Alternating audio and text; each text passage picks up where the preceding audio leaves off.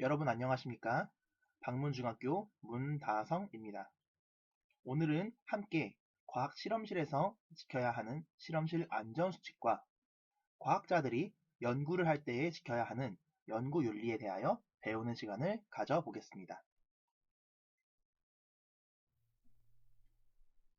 본 수업을 통해서 달성하고자 하는 학습 목표는 다음과 같습니다. 첫 번째, 실험실에서 안전을 위하여 지켜야 할 사항들을 알 수 있다. 두 번째, 과학자가 지켜야 할 연구 윤리에 대하여 알고 설명할 수 있다.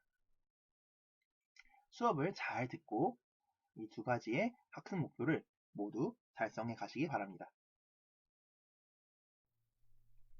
먼저 실험실에서 지켜야 할 안전수칙에 대하여 알아보겠습니다.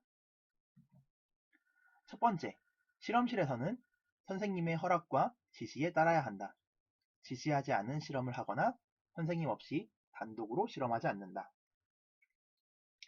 학년이 높아질수록 실험실이 익숙해지면서 이 정도는 괜찮겠지. 별로 위험한 것도 아닌데.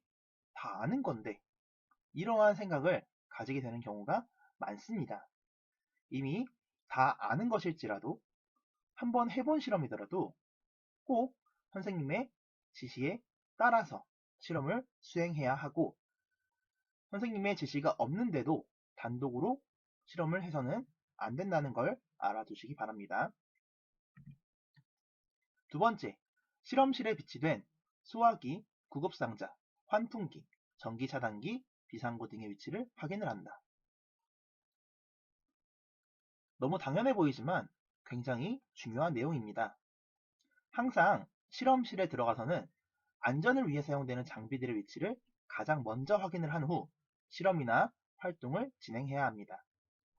만에 하나 사고가 발생했을 때에 빠른 응급처치와 조기 진압을 통해서 작은 사고가 큰 사고로 번지지 않도록 우리가 초기 대응을 할 수 있어야 하기 때문에 반드시 안전장치의 위치를 확인을 하고 실험이나 수업이 진행되어야 합니다.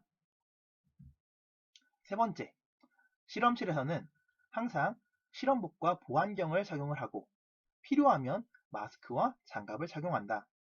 또한 발이 노출되지 않는 신발을 착용하고 긴 머리는 묶는다. 일반적으로 학교에서 실험을 할 때 가장 지키기 쉽지만 막상 잘 지켜지지 않는 그런 내용입니다. 특히나 우리가 실내화로 슬리퍼를 많이 사용하기 때문에 발이 노출되지 않는 신발을 착용하는 것이 거의 모든 상황에서 지켜지지 않는 경우가 아주 많습니다. 더군다나 현재 코로나19 바이러스로 인하여 학교에 비치된 실험복과 보안경을 활용할 수 없는 상황이기도 합니다. 다만 실험복과 보안경, 마스크랑 장갑을 착용을 하고 발이 노출되지 않는 신발을 신고 머리가 길 때에 묶는 것이 기본적인 원칙이라는 것을 알아두시면 되겠습니다.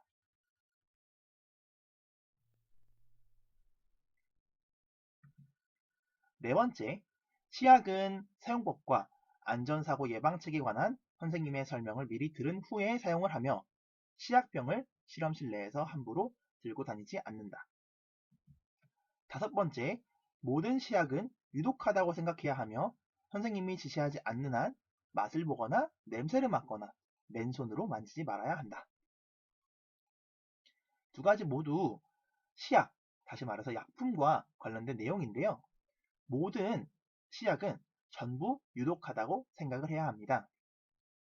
당장은 독성이 없는 것일지라도 다른 물질들과 반응을 해서 독성을 나타나게 되는 경우가 여러 개 있기 때문에 항상 주의를 해야 합니다.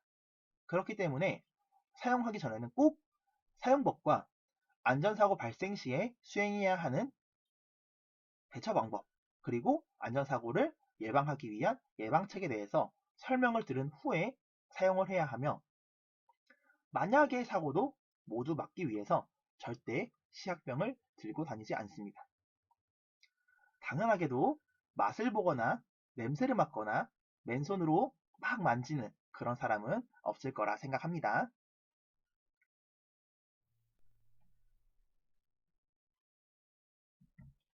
6번째, 실험과 관계없는 물품은 실험실에 반입하지 않고 실험 물품과 시약은 실험실 밖으로 반출하지 않는다. 실험실에는 실험과 관련된 물품들만이 있어야 합니다. 또한 실험 물품 등은 실험실 밖으로 가지고 나가서는 안 됩니다. 특히나 실험에 사용된 각종 용액이나 비커, 플라스크 같이 유리로 된 실험 도구들은 절대로 실험실 밖으로 가지고 나가지 않아야 한다는 것을 기억하기 바랍니다. 7번째, 실험실 내에서는 음식을 먹거나 뛰지 말고 실험 중에는 무단으로 자리를 이탈해서는 안 된다. 8번째, 실험 전후에 실험대 주변 정리정돈을 철저히 해야 하며 실험 후에 폐기물은 각각 지정된 폐기물통에 집어넣는다. 이 두 개의 항목은 단순 실험실이 아니라 교실에서 우리가 수업을 들을 때에도 어떤 지켜야 하는 당연한 내용과 연결이 되어 있습니다. 교실에서 수업을 들을 때 음식을 먹거나 무단으로 자리를 이탈하고 돌아다니는 사람은 당연히 없겠죠. 또한 우리가 쓰레기를 버릴 때에 분리수거를 반드시 해야 합니다. 그거랑 마찬가지로 실험실에서도 음식을 먹거나 뛰거나 실험 중에 무단으로 자리를 이탈하지 않아야 하고요. 실험 전후에 정리정돈은 당연하며 우리가 분리수거를 하듯 실험 후에 나온 폐기물도 각각 지정되어 있는 폐기물통에 버려야 한다는 것을 알아두셔야 합니다.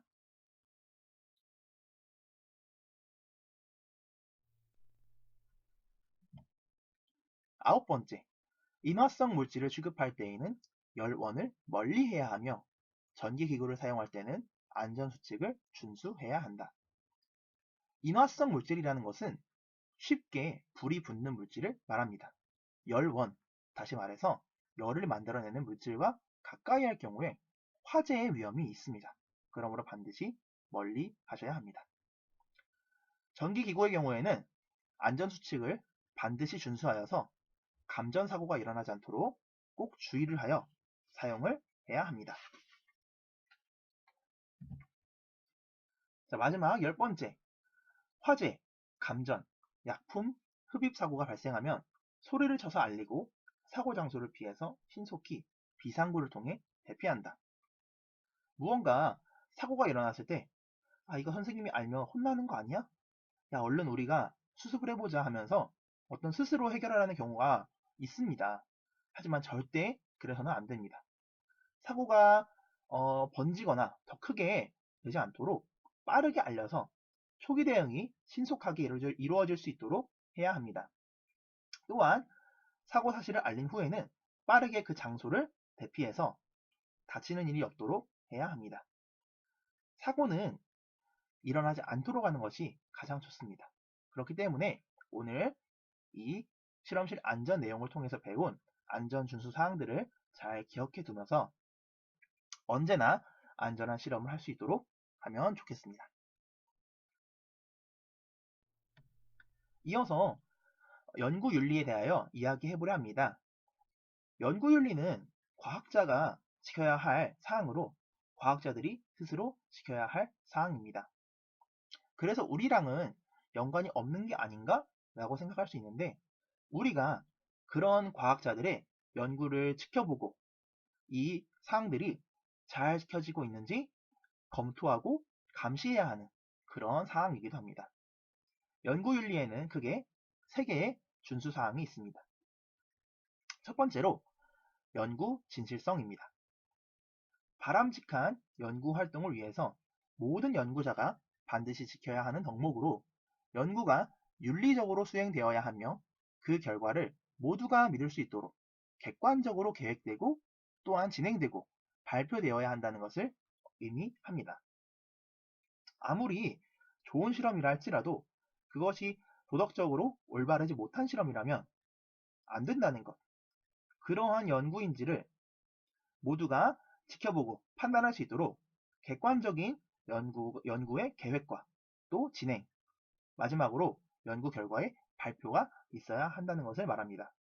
당연하게도 비도덕적인 실험이나 개발 같은 것은 있어서는 안 되겠죠. 두 번째로 지식재산권입니다. 지적 소유권으로도 불리면서 연구와 관련하여 발명이나 과학적 발견에 관한 보호권리, 그리고 지적 활동에서 발생하는 모든 권리를 다 포함하고 있습니다. 우리가 흔히 알고 있는 어떤 귀금속, 그리고 돈 같은 재산뿐만 아니라 지식을 모두 재산으로 인정하며 그에 대한 소유 권리, 그리고 보호의 권리를 보장한다는 것입니다. 예를 들어서 연구 논문에서 다른 사람의 그림을 명확하게 밝히지 않고 옮겨 쓰거나 다른 사람의 핵심 생각을 그 저자의 허락 없이 내 생각처럼 사용하는 것들이 다른 사람의 지식재산권을 침해하는 것에 해당이 됩니다.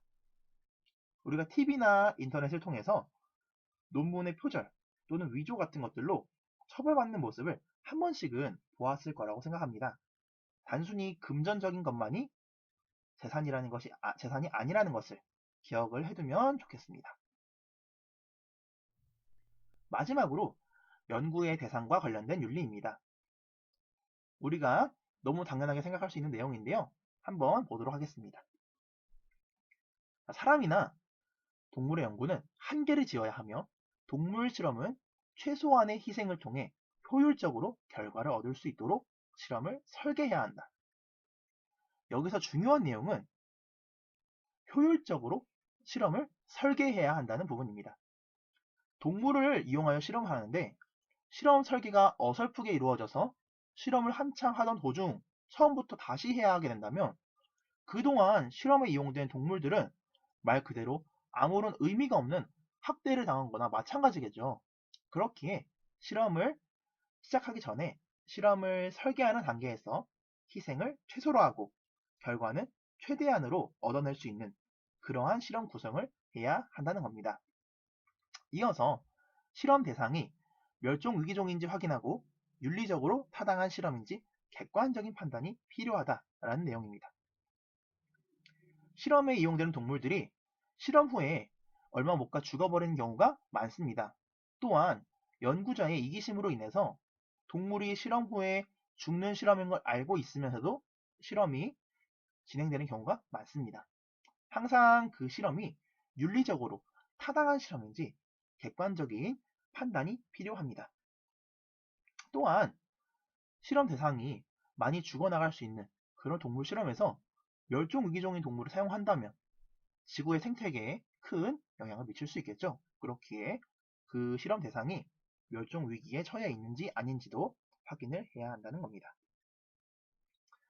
또한 윤리적인 판단에 대해서 말을 해보면 당연히 실험에 이용되는 동물들이 실험 후에 인도적인 절차에 의해서 처리가 되는지, 동물이 실험 후 죽는 실험이라면 그 실험을 통해서 그 동물의 희생 이상으로 큰 발전을 이루어낼 수 있는지, 그것을 다른 누군가가 아닌 우리가 연구자들을 감시하고 그런 실험의 내용, 연구의 내용을 검토를 해야 할 것입니다. 이로써 실험실에서 지켜져야 하는 안전수칙 10가지와 3가지의 연구윤리 목록에 대해 배워봤습니다. 당연한 내용들이지만 우리가 무심코 지나간 것들, 지키지 않은 것들이 여러 개 있었을 거라 생각합니다. 우리가 오늘 배운 내용을 잘 기억해두고 지켜나갈 수 있도록 하면 좋겠습니다. 감사합니다.